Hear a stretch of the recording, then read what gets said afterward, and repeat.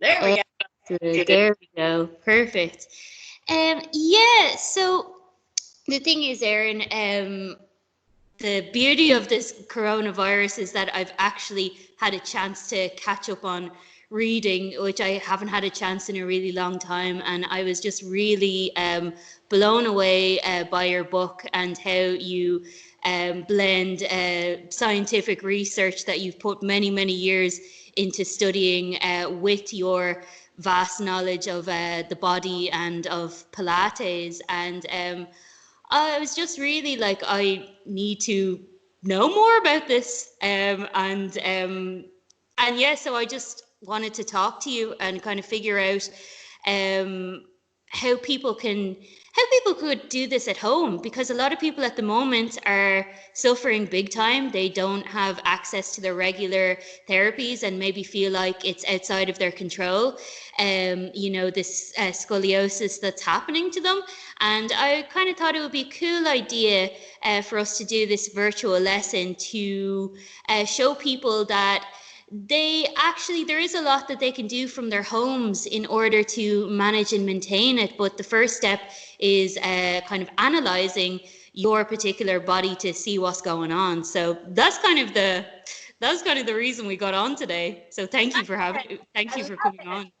Yeah, it's been interesting. So something that I have noticed over the past many, many years is I've worked with people at my Pilates studio, Spiral Spine Pilates, but then as I've traveled around the world teaching scoliosis workshops, but then doing virtual lessons with people around the world, is that the body, the scoliotic body responds to stress usually negatively.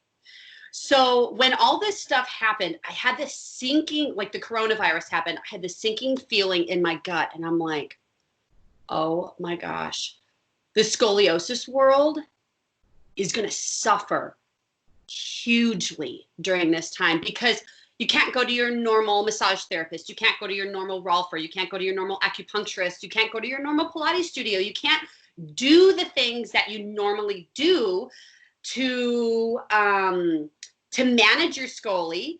But then the stress itself will bear down, usually in psoas, usually in some of the upper traps, and that will twist up Scoli more and make the cob angles worse.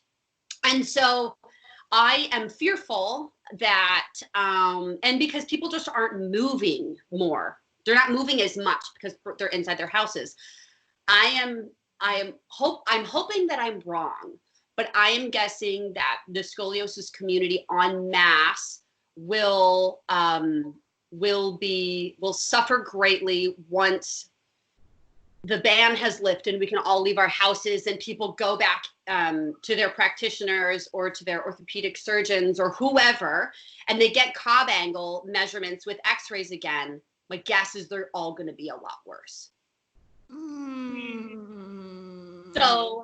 So it doesn't have to be that way. It absolutely does not have to be that way.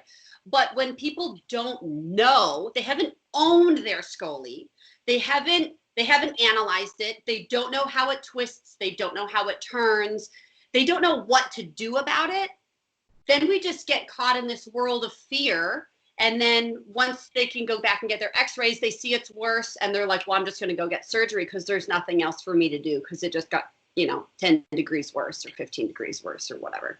So yeah, so I think I've noticed throughout the past when I work with clients, the first thing that we always do is analyze the back.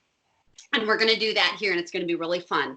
But emotions, when people have Scoli, they start to go crazy. They start to become bigger in people's heads when they don't know actually what they're dealing with.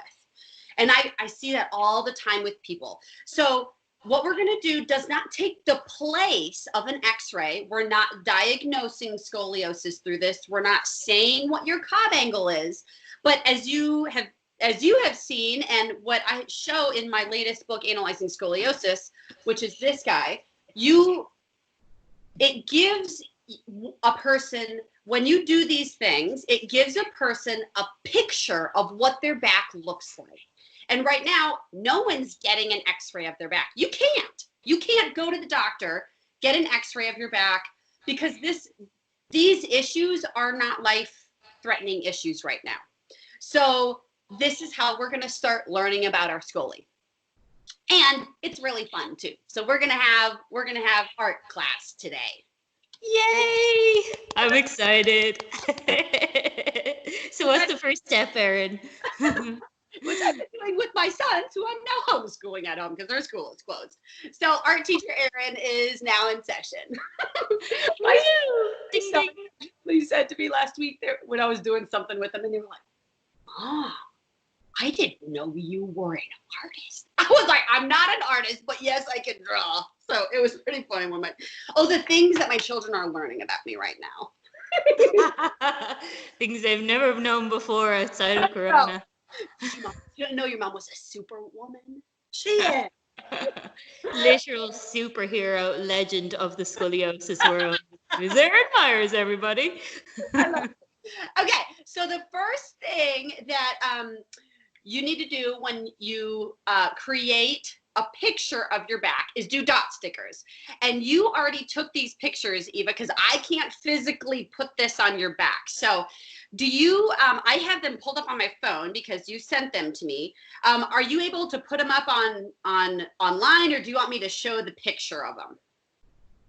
Oh, I can put them up online. That's no problem, Erin. Okay, so I have it pulled up on my phone, and I've got some paper here, and I'm going to draw out Eva's back.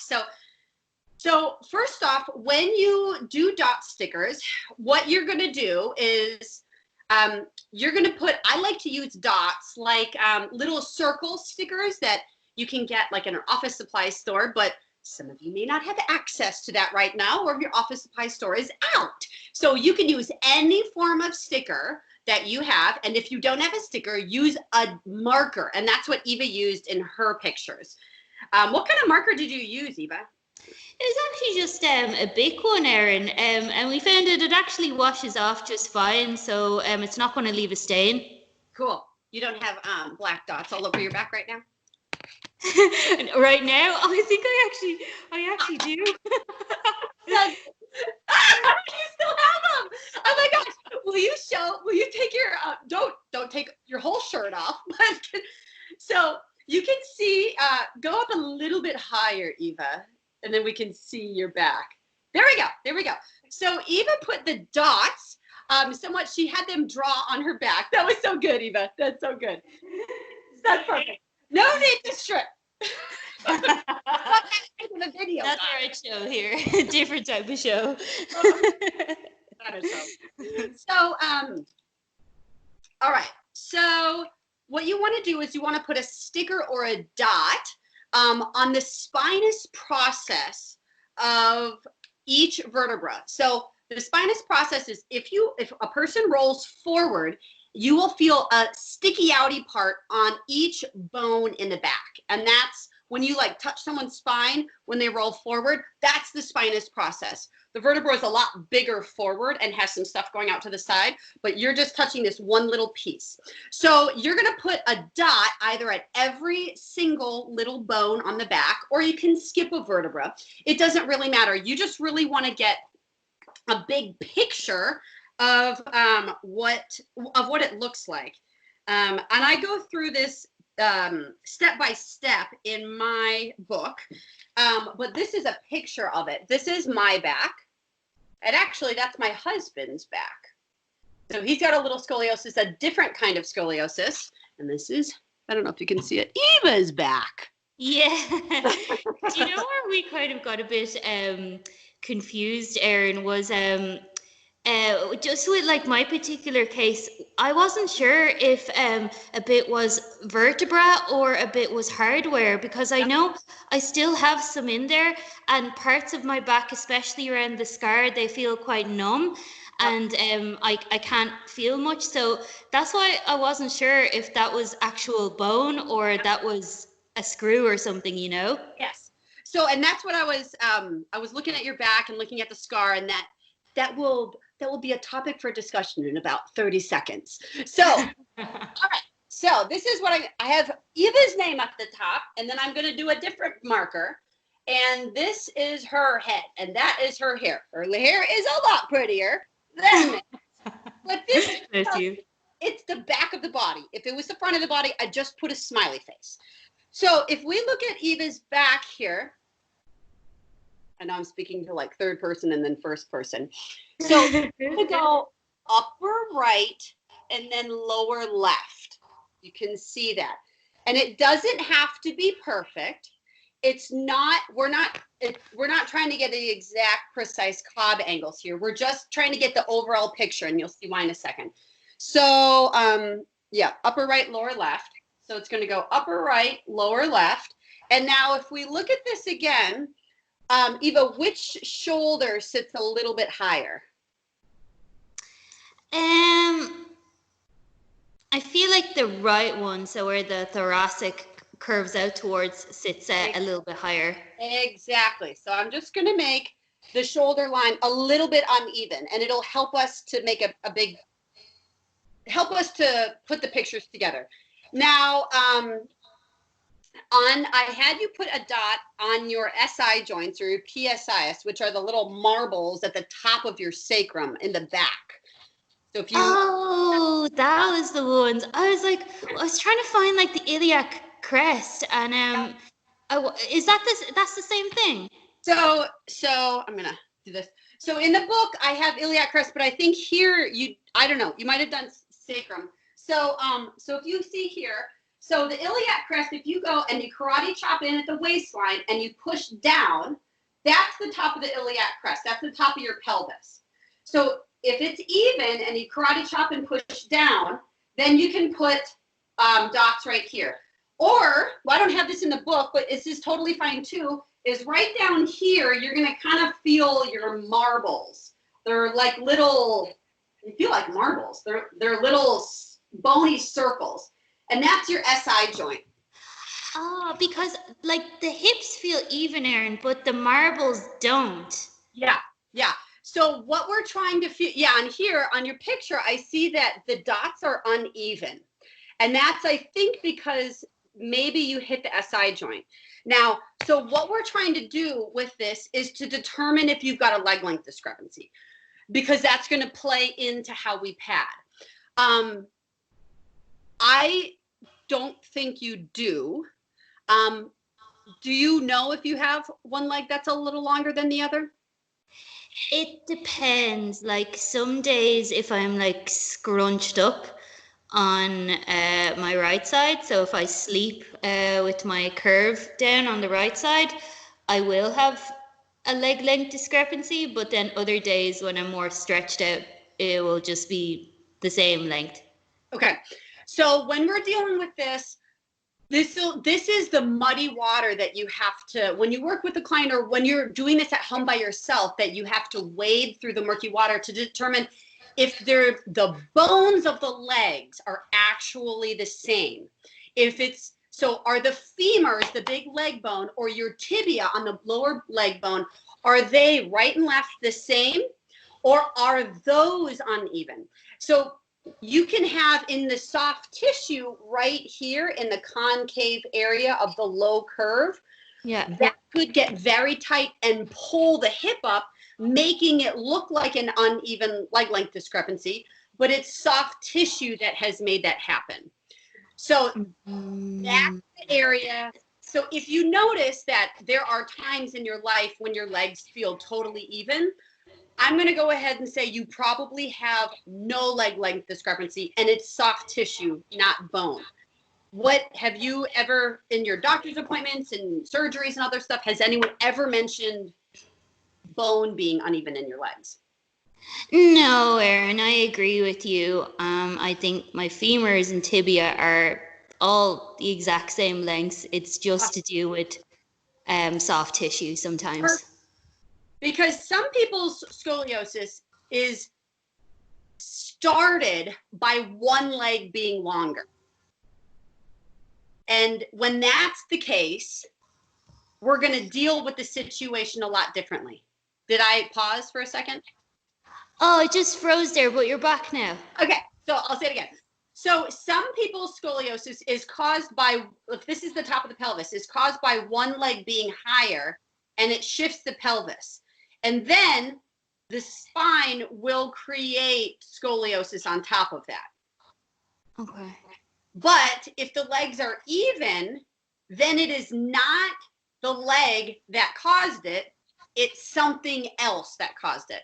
So, Okay. so we would deal with it a lot differently depending. I love it. We would deal with it a lot differently depending on if leg length discrepancy is present. And I have pictures in my book of how you would deal with that. So, but yours isn't, which is great. So this is my picture thus far of your back, Eva. So we have upper right curve, lower left curve, and then I made a triangle for the pelvis. That's nice and level and even. If you had a leg length discrepancy, this line wouldn't be level. It would be like this. It tilted up slightly, yeah. Okay, so now we need to determine which way your rib cage rotates. When I work with clients, I use a scoliometer, which is, let's see if it can show up. There we go. I use a scoliometer to measure the rotation of someone's ribs and someone's back. And I'll have this and I'll go down the back and it'll tell me what degree of rotation one's back is at. And you can get this app online. And you can have your loved one who you're living with do it on your back, and I talk about how to do that. But we can figure out from your dot stickers which way your spine rotates. So, and most people that have scoliosis can tell which side sticks out more. So with your upper curve, Eva, so if we're dealing with the upper curve, which is this curve, you can even tell by the shadowing here, and you can tell even by putting your hands on your upper back, which side sticks out more in back. Oh yeah, it's the right thoracic for sure. Exactly. So we are going to, gotta find a new color marker. So I am going to draw, so since this is the side that sticks out most in back, I'm going to draw a circle.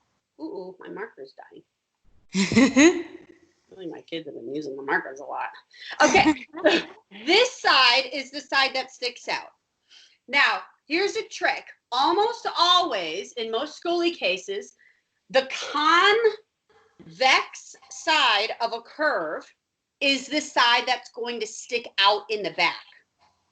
Because it's derotating towards the back. Correct. Or it's rotating towards the back. Correct. And then it's rotating into the concave side. So the concave side is what's forward and inside the body. It's a funny way that I remember this. So concave, which is the inside of the curve, the inside of every curve, the way I remember this is I have a cave over my head and I'm inside a cave. That makes sense, yeah. So here we have a cave and it's inside. It's what's going in. So now even your lumbar is a little trickier to figure out. So you have a major upper curve here and then you've got a minor curve down here. It's harder, and I can't put a scoliometer on your back, but knowing what we know, that it always goes into the curve, I'm going to make an assumption, and I can see by the shadowing of your lumbar spine and the built up portion of your muscle that your lumbar curve rotates this way. It rotates the other way. Yeah, so this area is the convex. The left lumbar is the convex, and the right lumbar is the concave. Correct. So and for everyone who's doing our art project at home with us, with your own curves, you need to know every single curve, every single side bend has a convex side and a concave side. So if you have two curves, then you have a convex, a concave, a convex. If you have 3 or 4 or 5, some people have lots of little curves. You have all of these convex and concave curves or sides of each curve. So that being said, if Eva hadn't had surgery in the past, we would be able to go a little bit quicker into doing what's next. But we're going to take a little hiatus to put the pieces together about what has happened to her spine in the past. So Eva, I want you to give me a little down low on what you remember about how many surgeries you've had, how much was fused, what's taken out, what's still in, and I'm going to write it down while you talk to me. Sure, yeah. So from T3 to T4 was fused with Harrington rods. That was done when I was 12, and they stayed in for 6 months. Now the thing is, I had a very, very, very severe cob angle, particularly in the thoracic. So what they decided was to not fully fuse the spine straight, and that's why I still have asymmetry in my back, so it's not fully straight. But they did partially correct it so that the spine was stabilized and it wasn't going to curve any further. After 6 months, the scar started opening up.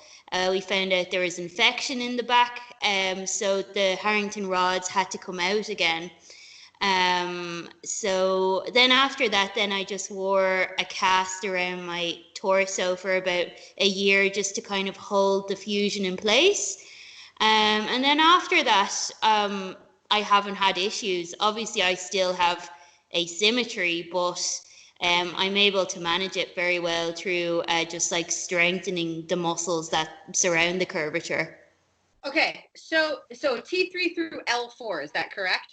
Was Yes. the fusion? All right, and so T3 through L4, which is T3 is about, I don't know, it's probably right about here, and L4 is all the way down here. So, and they were Harrington rods. They were not, so it was just two long rods and it was screwed at the top and screwed at the bottom? Correct, yeah.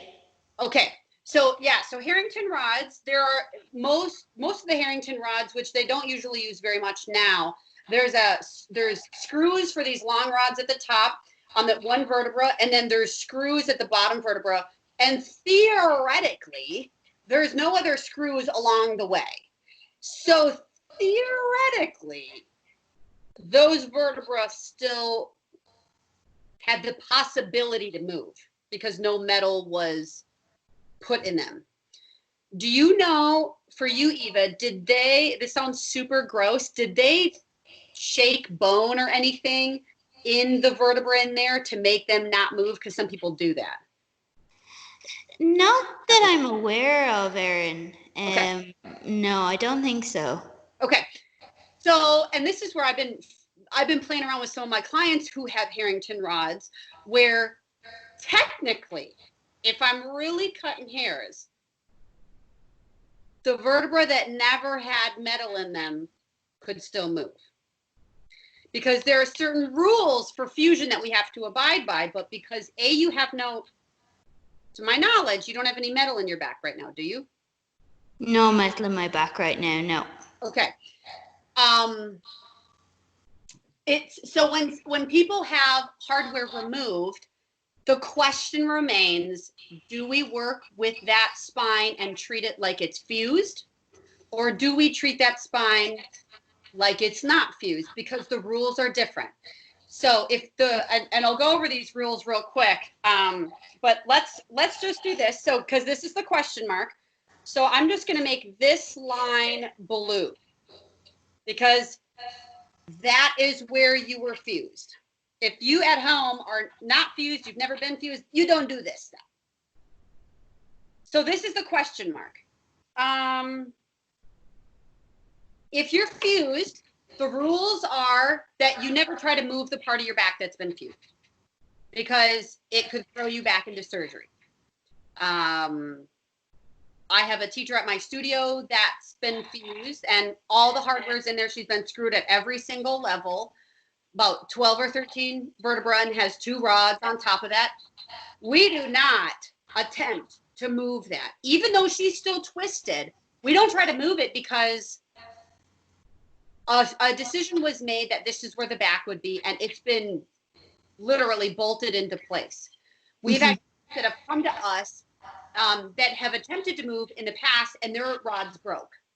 And they come to us. Yeah, I mean, it throws someone into another surgery. So regardless of if you think that the surgery was done well or not well, as a practitioner, if someone has metal in their back or is still fused, you need to determine if the vertebra can still move. And in your case, I don't know. And so have you found, Eva, that your spine is mobile or not?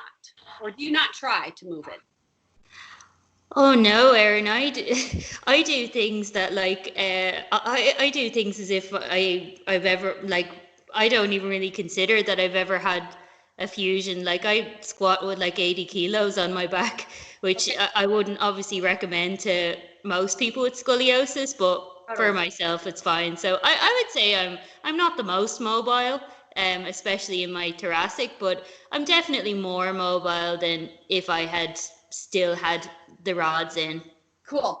Okay, so now we get into, so we've created the diagram sketch, which is, this is not diagnostic, but in essence, if you don't have access to an x-ray, this is going to give you the picture of what your back looks like. Not exactly. Let me see if I can find mine in here real quick.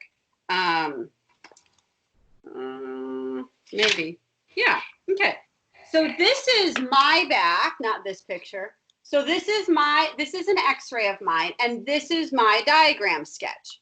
It is not exactly the same, but for the most part, you can get the gist of where the spine curves. And for exercise, you just need to know the spine goes here, the spine goes here, which will then tell us where to place pads and then how to exercise from there. I don't need to know the exact comb angle to figure out how to start to exercise with Scoli. Does that kind of make sense? Yeah, you just need a basic outline of where you want to be bringing the body back into alignment. Exactly. So, okay. The question here is pad placement. So if someone is not fused, like myself, you would place it on the convex part of the curve, the part that's sticking out when you're on your back. Because then when you're laying on your back and a pad's under that sticky outy right part, it's going to start to force to push the right side forward when you're on your back, and the left side will start to pull back due to gravity. Whereabouts on the is it going to be like underneath? Because I know for myself, I have a massive sticky outy bit. So is it going to be underneath that, or is it going to be at the top of it? It's going to be on it. The goal of the pad, let's see, I have not worked out yet today as I was homeschooling this morning. I would be probably pretty twisted. I don't know if you can see it. Can you see that this is further out, Eva? Yes, I can, Erin. Yeah, slightly. If I was laying on my back, my pad would be at the apex, the most sticky outy part. So that when I'm laying on my back, pretend I'm on my back, that it would physically push this side forward and allow this side, which is too far forward, to drop down due to gravity, and that's where the breath would go. Ah, that kind of unspiraling, untwisting. Exactly. That's the goal of it. So for you, we're going to treat your back like it's unfused. And for you, you have so much body knowledge that when you're playing around with this, you're just going to have to vibe it out and be like, yeah, I feel okay, or that does not feel okay. And then in your head, you're going to go back to the fused rules. So this is where your pads would go based on all of this. So your pad would go right here. At the very apex of that sticky outy bit. Exactly. And we have two curves. So, well, we have another one on top and down below, but we're going to ignore those. And then you're going to put your second pad down here because you have another convex area of a curve. So where would you put it on bottom if you don't have like ribs sticking out on bottom? Yep, yep. So you have two options. Some people, some people like to put it on the muscle area that is more pronounced. And some people like to put it a little bit more on the pelvis. Yes, actually that you probably find this a lot, but that like left QL is probably my tightest muscle in my whole body. It like sometimes screams out for lengthening. So I would play around with it and put it on your left QL, put the pad on your left QL to push it forward, and it might just start to chill the QL out so the right side can drop down and slowly start to fire.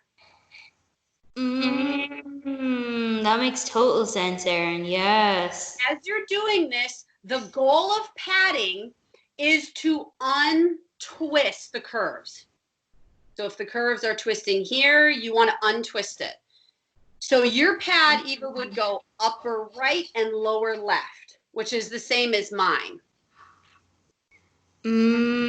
So with the actual diagram itself, the clockwise and anti-clockwise, that's the way the spine is twisting. So we want to do the anti of that when we're doing the pad placement. Is that right? Yep. We want to untwist it. Exactly. Yep. Okay. So if this is the sticky outy part going back, the pad goes there to push it forward. This is the sticky outy part coming back. You want to put the pad there to push it forward. Okay, that makes total sense, Erin. Yeah, absolutely. Now, just to throw a little wrench in, if you're fused, we would not do that because the goal of these pads is to really kind of force the spine to untwist. But if you're fused, we don't want to forcefully do anything to your spine because it would jar the bone and the metal that has been placed. So some of the fusion clients at my studio, they just don't like any pads. They just want to be there and it's fine, and we work them out with no padding. Okay. Now, if we have some people at our studio that were fused and they're really pretty rotated still, and they've got a pretty deep top angle still. So when they lay on their back in that fused position, it's not comfortable because one side so forcefully hits the back. So if that's the case, let's pretend for a second that we're treating you like you're fused. Okay. This is the side that hits. My guess is when you lay down, Eva, that your left side does not hit. Is that true? That's correct, Erin. Yes. So if that was the case and I wanted to start working you out on your back, if I didn't pad under here to just take some space up, because this is hitting the mat and this is not hitting the mat, it would actually be forcing you to already derotate. Yeah, just because of that space there. Yep. So if your client is fused and you don't want to untwist them and it's uncomfortable for them to lay on their back, then you just put a little pad here, and you might even put a little pad here. So under the two concaves. Exactly. Which is opposite than if you're working with someone who is not fused. Under non-fused, it's the convexes you want to pad, and then concaves for the fused clients. Exactly. And so it's just, so that's kind of the overriding rule of padding. But you need to carefully, with every person at home, for you too, you need to just feel, how do I feel with the pad here? Like for me, even though I'm the same as you, I don't like a pad under my pelvis. Even though I have a minor curve, it doesn't feel good for my pelvis to be padded there. So I only use a pad up here. So even though we know the rules, you need to decide for yourself how you feel in them. Most clients, when they find the right size of padding and the thickness and the viscosity of it, how soft or how hard it is, once they find it and they find the right place, they'll lay down on it and they'll go, oh, that feels so good. It's like a Goldilocks thing, though. We got to try a few things until we find your perfect one.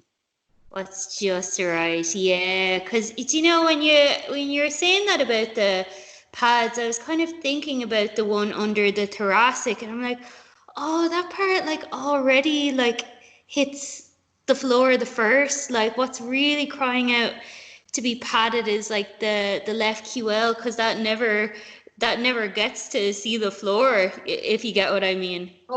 Totally.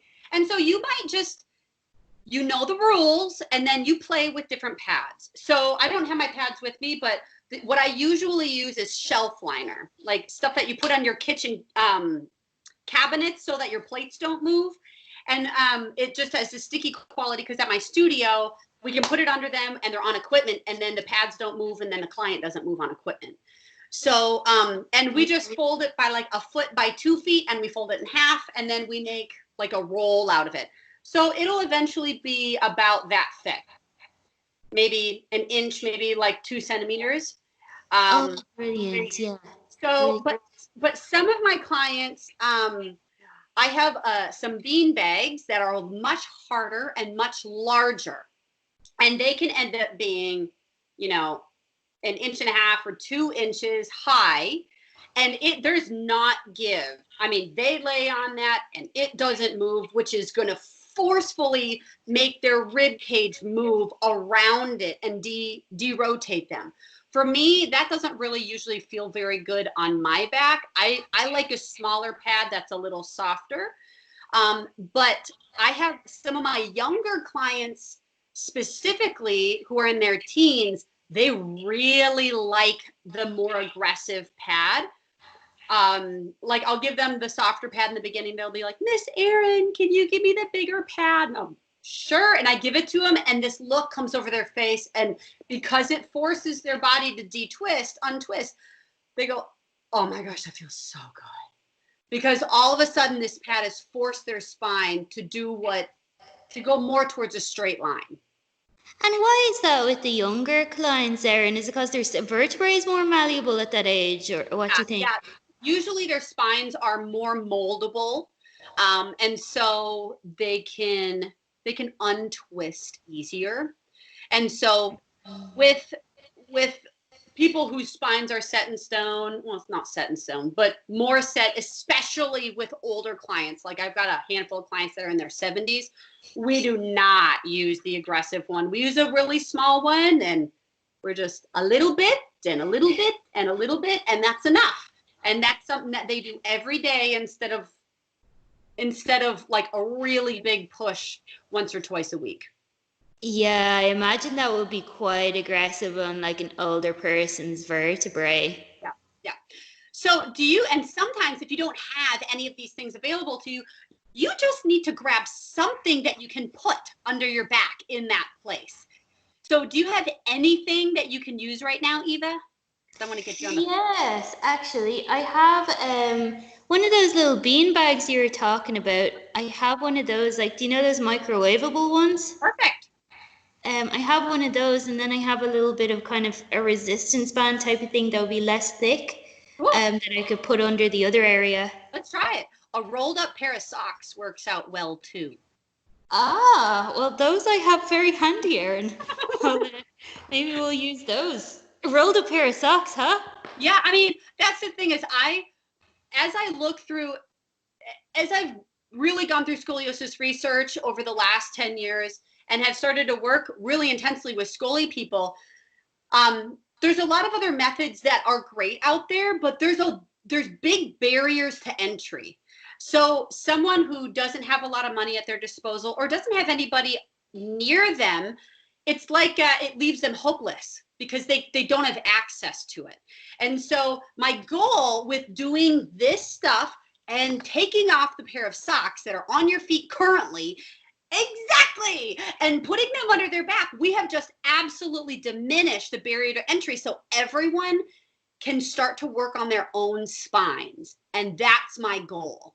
That's amazing, Erin. Like, I know that's such a obstacle for a lot of people is they feel like scoliosis is a rich person's Yeah. condition and they can't afford treatment, but this just breaks down that barrier. So Yeah. thank you. And there's always, I want everyone to hear me out loud and clear. There are always things that you can do at home that you can figure out how to do. And I have them in books, I have them in videos. And so there are things that you can do, especially during this time when none of us can leave our houses. So let's play around. I want you to lay on your back even. You might have to have the screen go down with you. Yeah, I'll tilt this down here a bit here so you can see her. So we have Eva's picture, which looks like this as a reminder. So she's going to lay on her back. Yep, you got it, Eva. And we're going to play around with a pad on under the right rib cage area and then something under the left pelvis. I can see that the pelvis is definitely rotating. How does that upper one feel, Eva? Yeah, it feels quite elevated off the ground, but I think if I get something underneath here, it should be a bit better. Yeah. Have something over here, and little resistance band here. Cool. All right, let's do this. So I'll just kind of fold this up here. Perfect. Put it up there. So, whoa, that left you well. Okay.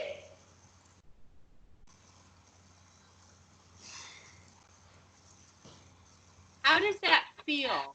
And you might find that one has to be higher than the other or one needs to be less. That feels actually pretty good there. Like I have this under the tip of my shoulder blade. Yeah, I actually want it right below your shoulder blade because all of us who have upper right curves, if you put it physically, like the pad is underneath the shoulder blade, like in the pad is right on it, then it'll tip your scapula and tip your shoulder blade and your shoulder. So I want it to go more just towards your bottom so you don't have it at all on your shoulder blade. How does that feel? That feels much better there, Erin, yeah. And a little bit under, the slightly to the left of the shoulder blade. Cool. And you just want to make sure when you put the pads in that they never cross the midline because we're only dealing with the convex side of each curve. Yes.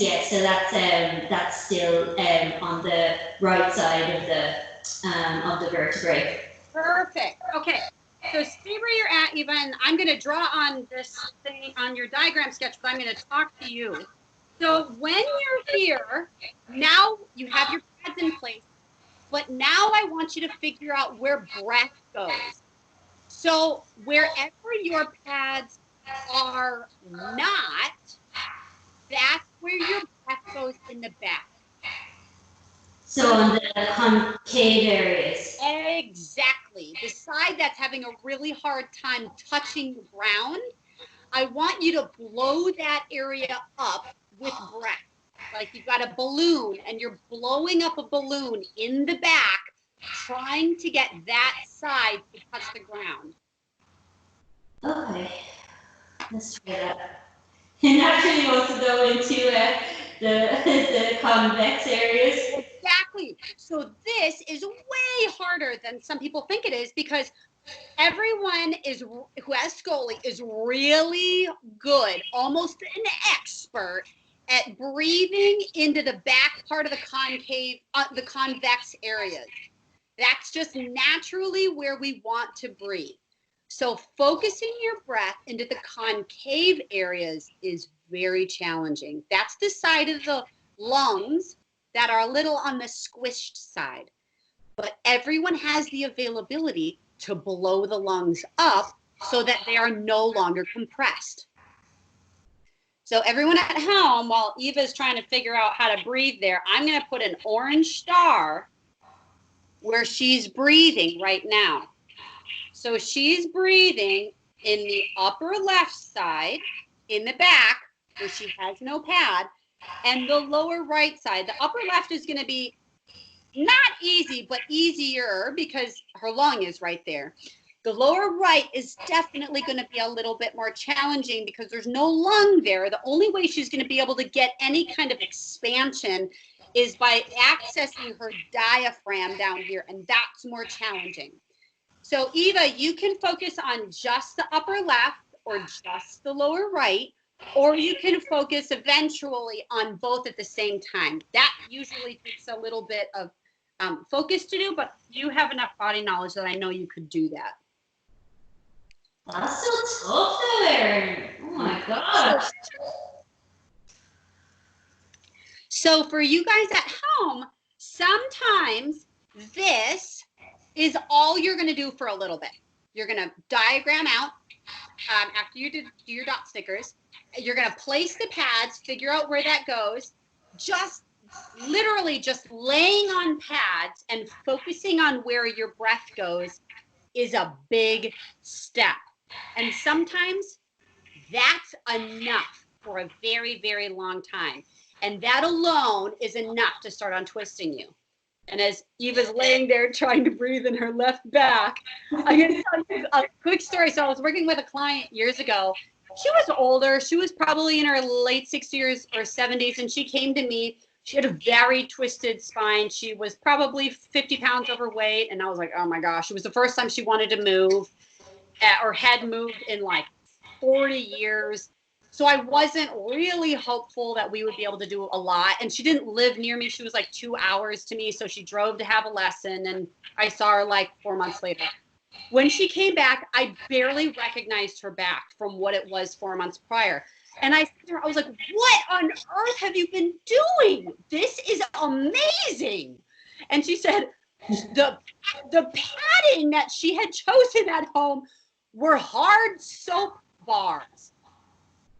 So hard soap bars. She had found soap because that's all she could find at her house. And she stacked two on top of each other. And she put a washcloth around them and rubber bands around them. And she laid on them for like an hour a day. What? I would never have been that aggressive with someone's back at her age and the curvature that she was at. But she came in, I mean, her curvature, her rotation was like 15 degrees less. And it's what exactly you're doing right there, Eva, of allowing the upper right back to shift forward, allowing the upper left back to shift backwards, and just allowing the body to untwist. It was amazing. So even though soap bars are not what I choose as my pads, you could use soap bars to untwist your back. That is wild, Erin. That is unbelievable. Oh my god. Eva, how do you feel right here? I feel like as I breathe into the left upper right, it's kind of it's opening up that QL muscle, and my feeling is that's where I need to release if I want to see the other side drop down into it, if that makes sense. Yep. And I'm finding it harder to breathe into the right lower. To be honest, I didn't know this was so lazy. Yeah, and so sometimes two quick things. If you start to get very frustrated that you can't breathe into the lower diaphragmatic area, then just give yourself permission not to right now and put it on your calendar in 2 weeks, and you can do it again and try it again in 2 weeks. Second thing is sometimes our spine, the muscles and the tissue and the fascia in our concave areas of our spine have become so tight and so bound up for so many years that sometimes that is what is causing our ribs and our spine and our muscles to not release and get breath in there. So just know that sometimes the spine needs some mobilizing exercises in the concave area in order to be able to let the lung drop back and down. So I have in my book, Analyzing Scoliosis, I have some exercises for mobilizing the concave area, like traction and things like that. So if you are doing this at home and you get super frustrated because it's just not dropping down, you might have to do some mobilizing there first, and that's okay. Yes, you were talking about, Erin, in the book that you can do traction of, like, you know, a kitchen sink and areas that you have in your home already. Is that right? Yeah. You don't have to have Scroff bars or Pilates equipment or anything else. Get a reinforced closet rod in your closet and hang off of it. Hang off of a door banister or of a stair banister, a kitchen sink, a bathroom sink, a door jamb, the corner between walls. I mean, everyone can find something to traction from and hang from. And how do you suggest, Erin, because some people, there's different schools of thought, and where some people say to retract the shoulder blades so that you bring the traction more into your trunk. Like, how would you like guide someone to do traction at home? Can I bring you through it real quick? Sure. All right. So I'm going to have you stand up, and actually right by your plant, I see a column that's kind of sticking out. That white column. Right, the plant. To your left. Yeah. To your left. Keep going. Now go to the left of your plant. Right there. That white column. Yes. Now, yes.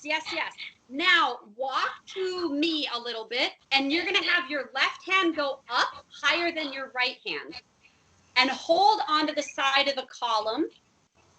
And I want you have your hand rotate like 90 degrees, so you're holding onto the other side of the column so you can pull away from it. Yes. And you can drop your right hand down a little lower, yeah, or not at all. And now just pull away so that you find a stretch in the left concave area of your upper curve. My goal is that you're going to feel a stretch, hopefully in your lats on that left side, the latissimus dorsi. It's going to probably feel the armpit area. Would you say, Eva? Yeah, here. Yep. So sometimes it's that tissue that gets so bound and tight that you can't get breath into that left side. So you just stay as long as you need, Eva. And now if you wanted to add more, while you're in that traction, add breath in your left side, and it should increase stress. Oh my God, that's intense. That's how you know. So can you put words to what that intense feeling feels like, Eva, so everyone knows?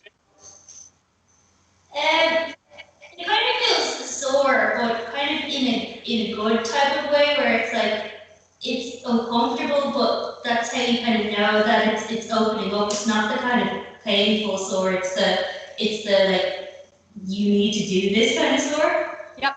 Cool.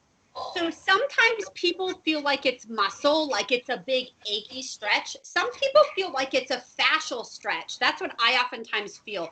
Sometimes it may be just a little area. Sometimes it may be from the hand all the way down to the waist, maybe even the leg, depending on how long that fascial band or train is that's tight.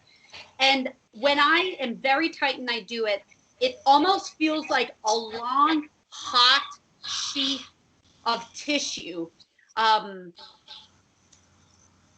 Mine usually feels hot and long, but not everyone's does. Are you getting any kind of a release, Eva, or is it still really tight? No, I am getting a release. I'm starting to feel it up, like as you were saying, that long tissue. It's going all the way down here as well. Awesome. So sometimes, like right where you were feeling in your left low back, Eva, interestingly, the the convex area of your low lumbar curve, interestingly, might be bound up from your armpit. From the which? From your armpit. The tight part of your lat and the concave area of your upper left curve might be the root at why your low left curve and the QL is so tight. Oh, no kidding. Oh, really? Yep, yep. Well, So, I never thought of that. yeah, so that's the thing, is how connected the whole Scoli body is. Now, yeah, when you come out of it, how are you feeling? Yeah, it feels good. Yeah. I know. It's a lot. It's a lot. It's good though. It feels like a necessary type of pain. Yeah. So in the beginning, that's what I would start everyone at home with right now. When you're stuck at home and you're in pain, I want you to know that there's no reason for you to be in pain. And it takes a little bit of time to figure this stuff out. But once you figured out where, I need to do side pads with you. Once you figured out where pads go, and then starting to play around with a few tractions, that may take you a while to figure out how to do.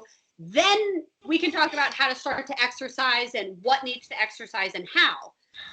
But before we can even go there, you got to know where pads go.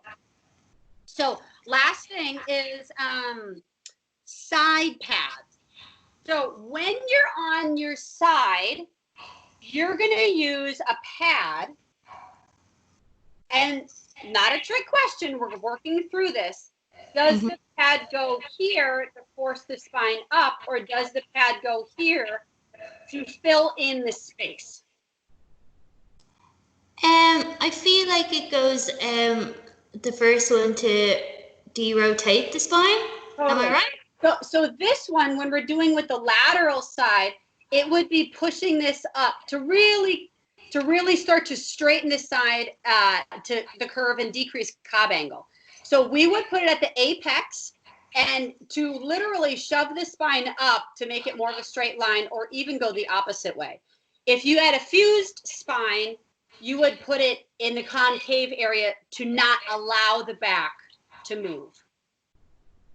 And so with like just say like a C curve, Erin, like you would just focus, obviously you only have one curve to focus on, so you would just do the apex of the rib cage. Is that right? Yep. You always put it at the apex. It when in doubt, you put it in the apex of the major curve. Okay. Of the biggest Cobb angle, that's where it goes. And so some people, like I've got a double curve, but I don't like putting one in my lower back. So if I switch the other way, on this side, theoretically for myself, because I have the same curve pattern as you, I would put it here. But for me, that's not very comfortable because I have like no waistline. So for me, my waistline, like from the bottom of my ribs to the top of my ilium, it's like 2 inches. It's tiny, tiny torso. I just don't have very much torso. So if I put a pad when I'm on my side and I put it right here, it's forcing my floating ribs to go forward, and it just doesn't feel good. So for me, I don't put one there. For me, I don't put a pad here. I just focus on breathing this side down. But on this side, I absolutely put a pad here to force the spine to go up. So would you say, like, because I know a lot of people, Erin, they have that where they feel like their ribs are like touching their hips. Would you say for that type of person, generally for the lower back, they probably don't enjoy padding as much? Yeah, it just depends, but possibly. So if someone feels like on one side their ribs touch their pelvis, it's usually because lumbar curvature is really, really got a pretty intense Cobb angle, and so everything is starting to squish on the concave side of that lumbar curve. So Okay, that makes total sense. Yeah. And it may be because the curve is so acute, or it's because they have like no waistline to begin with and the curve is minor. So it just depends. So let's play around with padding for you on your side so everyone can see what that looks like. Okay, great. Let's do that. So and this is the trick. So if we look at this, when you're laying on your right side, the pad goes right here, where it already is in the diagram sketch. When you're laying on your left side, we put it in the same place where it's already in your diagram sketch. So we don't need to write anything new. So yeah, either in the apex of the curve or the lumbar, the pelvis, wherever you put it in the lower back. So for you, we're always going to start with the major curve, and for you, it's your thoracic curve. So you're going to get that purple yoga mat that's behind you is a perfect size. So I like a little bit of a thicker pad, and you're going to lay facing us or facing me, and that's going to go at the apex of your thoracic curve. And for most people's thoracic curves, it's almost like it's up into your armpit. So wiggle down to the couch a little bit more. Yeah. There we go. There we go. So, how does that feel, Eva? Yeah, that feels like it's coming back this way, but also deeply stretching it this side as well. That's beautiful. Yeah, I could see the look on your face. I was like, okay, I think that's a good thing. Yeah, and that's the thing with your spine is that, everyone who has a spinal Scoli story that isn't quite straightforward, we have to swim through some muddy water and do some experiments to see how we're going to handle it. So does it feel safe, Eva, for your spine? Yeah, it feels like if I stayed in it long enough that like kind of tensions start to kind of like melt away and I like gently start to rotate this way. Awesome. So now the breath pattern is the exact same. So it's going to be your upper left concave area, the side that's in the cave, that squish that you were breathing on your back in and when you did your traction. And for some people, including your back, Eva, this might feel like a traction in that upper left curve. It actually does, yeah. Yeah. It's a stretch. Yep. And now I want you to take 3 pretty forceful breaths in your upper left rib cage and think about blowing up a balloon in your upper left back part of your rib cage. See how much you can expand it. Yep. That's it. And so the goal is with all of this stuff in the beginning is know where the pads go, which you have to do the diagram or the pictures first and then the diagram, the dot stickers and then the diagram. And then you've got to know, and then you've got to play around with the size of the padding, a few tractions, padding on your back, padding on your side. And yeah, that's nice, Eva. And then I need you to feel like you're starting to get breath and movement in the concave areas. And once that starts to open up, then we can start to talk about exercising.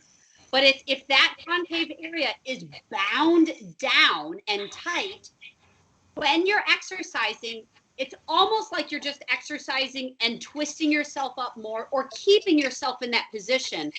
You've got to always open up that concave area first. Yeah, Eva, your rib cage has totally rotated backwards. Yeah. Oh my god, that was unreal.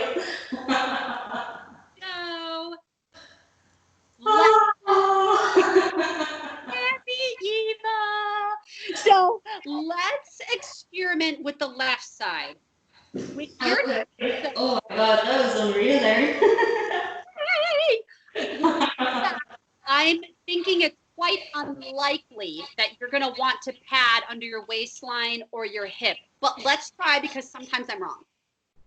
Let's give it a go, sure. So we want to pad under here. Yeah, you can either do waistline or you can do hip. And let's just experiment. You just have to make sure that it's not under any part of the top curve, because we want that left side to drop down. Yeah. How does that feel? Drop back. So remember, stack back up, Eva. So remember that your upper right rib cage likes to go back already. Yeah, it wants to go back this way. Oh, it naturally wants to go back this way. Exactly. So you're going to have to think left rib cage down and back. Left rib cage down and back, okay. Yeah, so focus on the left side, on your rib cage, because that's going to be the hardest part for you to focus on. And then once you've got that breath pattern down in, then take a tally in how your right waistline's feeling.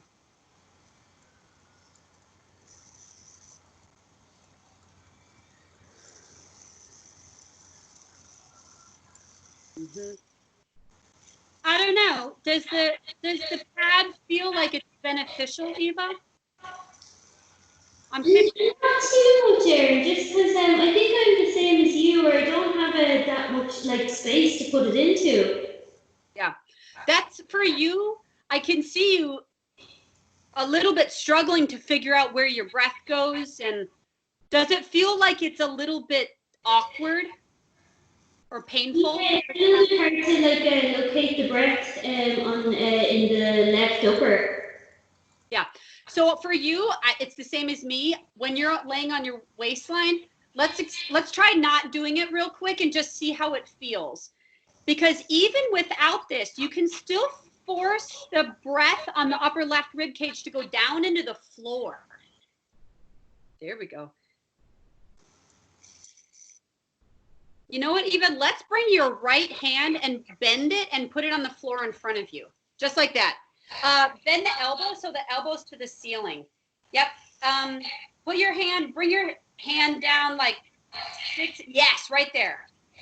Because your right side already likes to open. So pull that right shoulder down and back.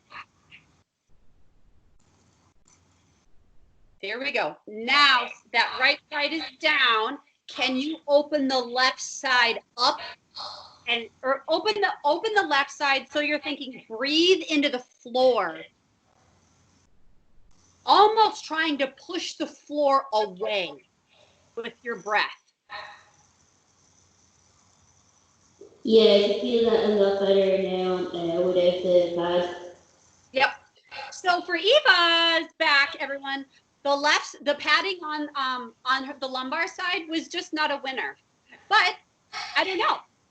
You're gonna have to try it to figure it out for yourself. Yeah, you just have to experiment with your own body to see what feels good. Yep. And most of us that have Scoli that have never started to work out before, we're a little bit numb to how our body actually feels. We've just chosen to not check in. Sometimes maybe for fear of what it tells us.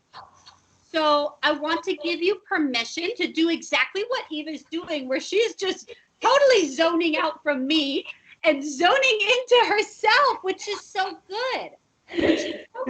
Yeah, from Eva and all her podcasts, she's so happy and chirpy with everybody, but I want you to see what she's doing, where she just literally goes internal to think about where breath goes, talking to her body, seeing what her body is telling her back.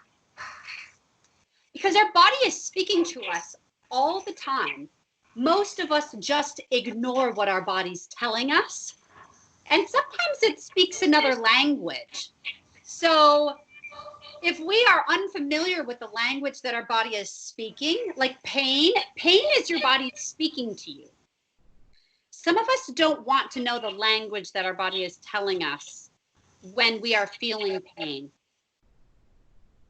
So don't be alarmed if when you're doing this for the first time, some of you start to feel emotional as you start to unravel some of the layers of what your body's been telling you for years. And it's okay. It's totally okay. And this step for some of you guys, you may be able to speed through it, and you may do it in a few days, and you've got it, and the pads feel good, and you're like, okay, I want more. And some of you may be working on this for months, because every time you land your pads, you cry. And that's okay too. And that's totally okay. So we're all going to be at our own speed. How you feeling, Eva? Yeah, I can almost, yeah, I can start to feel like my left side kind of pulsating, and I start to feel like there's kind of pins and needles in my left hand a bit here. It's like it's like it's being released. So yeah, so if your left hand when you're laying on the arm, if it starts to feel numb, then it would probably be time to come out of it, unless it feels okay.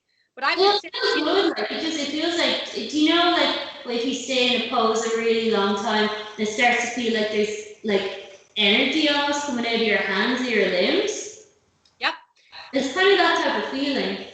Sometimes I find that the concave areas of my curvature, of which your left arm is falling off of that, because your curvature goes up into your right arm and your shoulder. Are you right-handed, Eva? Yes. Yeah. So am I. So my left side, my left concave area, including my arm, it's kind of like the ugly stepsister that gets ignored in the corner of the house. And it just is a little numb. My right side is strong and has great coordination, and my left side, like I don't even know it's there sometimes. So forcing the body to think about the left side and to breathe into the left side, that's a big step. I've even started doing things with my left arm to bring attention to the left concave area. Like I'll scrub dishes with my left hand, and I feel totally like a kindergartner. I'm like, scrub the dish. Why will my left arm? And it's just the coordination of my whole left side. Just, it's definitely not the same as my right. So I can totally relate to you. Like, I find even when I'm rubbing classes on the board, I want to do it with my right hand, and then I do it with the left, and it's like so much slower. And I even find like this arm is skinnier than this arm because this arm is working a lot more than this one. Totally.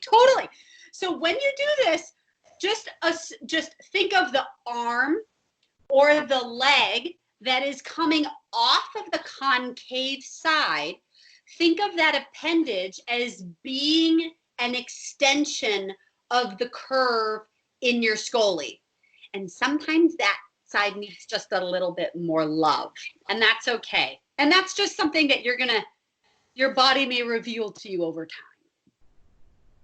You know, it's so funny, Erin, because I used to think like for the longest time, I thought that like my convex side was my weaker side because I thought that the muscles there were overstretched and they weren't working as efficiently. And I thought like my concave was the strongest side. But the more I look into it, the more I realize that like, no, the pain is there and your right arm is working because these muscles are the workhorse muscles and the other ones are just not turning on. Exactly. So the convex area, these muscles are longer because they have to go around the curve. They're longer and they are overstretched, but they are also on all the time. So, and they're on, some people, they're in spasm all the time.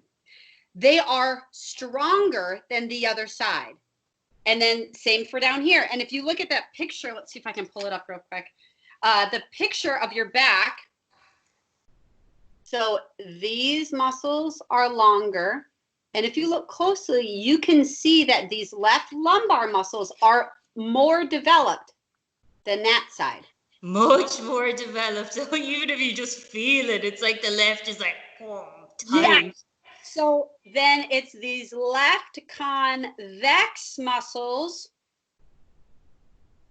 that are more developed, which means that the concave muscles are shorter and weaker. So it's this that is shorter and weaker. I used the yellow. That was probably not a wise choice. And That's okay. And it's that's shorter and weaker, which is why this has to get tractioned out, and this has to get tractioned out, and to get longer. And once they become longer by padding and breathing and tractioning and stretching, then we can start to strengthen them. Because yes, they are shorter, or yes, they are weaker, but they are also shorter. So if you're lumped into your Scoli curves, if you're into your Scoli curve here, and we're strengthening you in your Scoli curve, we're making this concave side stronger, but it's still short. So we need to lengthen this concave out with breath and traction. And once it's mobilized and out, at that point, that's when we can strengthen. That makes total sense, Erin. Making you stronger in your Scoli. Well, you need to lengthen it first. Gotta lengthen it first. And sometimes with some people, it just takes a while because that tissue's really bound. It may be a week, it may be much longer than a week, and that's okay. On that note, last thing is so this is a hard concept, what you brought up, Eva, about which one is longer and stronger. That this is the natural progression of someone that has Scoli. The convex side is beefier and bigger. The concave side is asleep and smaller. Is just not doing anything because the convex side is working so hard that the concave side is like, I don't need to work. I'll just stay off. I'm going to go take a nap. He's a lazy boy. Totally. So I have a bunch of this stuff written in my book, but I also have a blog post on my site, spiralspine.com. So one of my favorite athletes of all time that has scoliosis is Usain Bolt, the Jamaican. Oh my God, yes! Is the Jamaican sprinter. Yeah. So if you look up his back, and I have a picture on my site, but you can also just type in like Usain Bolt scoliosis or Usain Bolt back. And you will see that his trainers, the way that they stabilized his scoliosis, and his scoliosis stemmed from a true leg length discrepancy. I think one of his femurs is like 3/4 of an inch longer than the other. So the way he's got an S that's in like the lumbar thoraco area. The way that his trainers stabilized his curvatures, and you can see it by the way that his muscles have been developed in the back, is that the muscles in his concave area are bigger than the muscles in his convex area. Wow. That did not happen by accident. Oh, Usain was born like that. No. It's interesting to read his autobiography about how he ended up always getting injuries, and finally they went and talked to a Scoli doctor, and they started doing some different techniques on how to strengthen his core and his spine. And if you look at the muscles, you can figure out that they lengthened and strengthened the muscles in the concave areas, and that is how they stabilized his spine. That is how he stopped getting in pain all the time and having injury. That's unbelievable, Erin. Yeah. So, have you ever heard of a guy called Lamar Gant before? Mm-mm. Oh, Erin, you have to look him up. He is Lamargant. He was a power lifter in the 1970s. Severe scoliosis. He's only like 5'2". And he holds the world record for the person who's deadlifted the most amount of weight. He deadlifted 5 times his own body weight. He was, I think, 60 kilos, and he still holds the record for deadlifting the most amount of weight per body weight for a person of his size. Look him up. He's unbelievable. I wrote it down. I'm going to research that later. That's amazing. So he must have, in order for him to have been able to do that, I got to find a picture of his back. If you can ever find a picture of his back, send it to me. I'll send it on to you. It's pretty unbelievable. Which means the natural progression for him would have been the convex side would have been stronger, but he must have done some individual work to strengthen and lengthen his concave side. Otherwise, he would never have been able to lift all that weight with his curvature. Yeah, I imagine he had to do some sort of stabilization, like, because he was actually like an athlete, like he trained in powerlifting meets and stuff, and he never got his scoliosis treated through surgery. Yeah. It's pretty unbelievable, Erin. I love it. Oh, you gave me someone to research. That's so exciting. Yes, I think you love him. He was totally. Like, I love that guy, 1970s, Lamar Gant. I think he's American. 5 times his own body weight deadlift. Easy. Okay, what other questions do you have for me, Eva? If someone wants to access this information, Erin, I know like you have a ton of resources on the web, but where would you direct someone who's maybe maybe they have a sneaking suspicion they have scoliosis, they might be feeling anxiety about it, but they don't know where to go or where to turn to or where to start? Where would you direct this person to?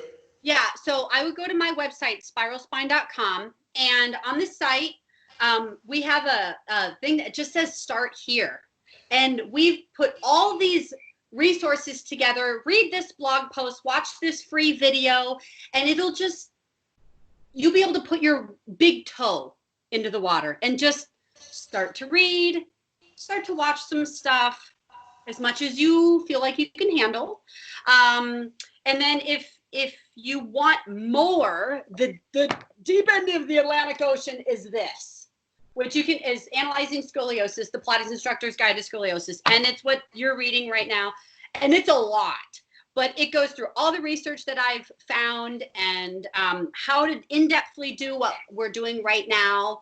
And that you can get that on Amazon. You can also find it on my website. Some of the people, they just want to watch the starting point videos, which are maybe 5 to 8 free videos on spiralspine.com. And it goes through what we're doing here. This is how you take dot sticker pictures, 3 minutes. This is how you do diagram sketch, 3 minutes. This is how you use a scoliometer, 3 minutes. And they're just little pieces. You guys can do that really easily at home. I have maybe 7 workout videos that you can stream. And once you know where pads are, you can stream those videos and you can do them at home during this time. All those links are on my site. So, and if you have a specific body issue or you're really frustrated or you have no idea what's going on or you just want someone to help you through this, I or my staff can do virtual lessons with people. So you can, all that's on spiralspine.com, and I can help you do this. I can give you some at-home exercises. And so I've been working with people all around the world for years. So it's exciting. That's what you just have to start. You have to start owning your Scoli, and I can't own it for you. As much as I would like to handle your Scoli, I can't do it for you. Just like even with my kids, as much as I want them to be smart and do all this stuff, I can't do any of that stuff for them, even though they live in my house. They have to do it for themselves. They don't have Scoli, but with all their stuff that they have to own it. And all you guys, you have to own it too. You can't own it unless you know how it manifests itself in your body. And then once you know that, then it becomes less scary. Yeah, and that's the thing, Erin, is once you actually have that awareness of what's going on in your body, it takes the fear away. But at the start, I know, at least for myself years ago, it was like a lot to take in, like convex, concave, rotate, like what is this? So I suggest, like, just educate yourself. Go on to Erin's website. She's highly knowledgeable, and if you really are just like boggled down by it, like, book a lesson with her. And when it's actually specific and tailored to your individual scoliosis, you'll find that you just have like you'll have some aha moments for sure.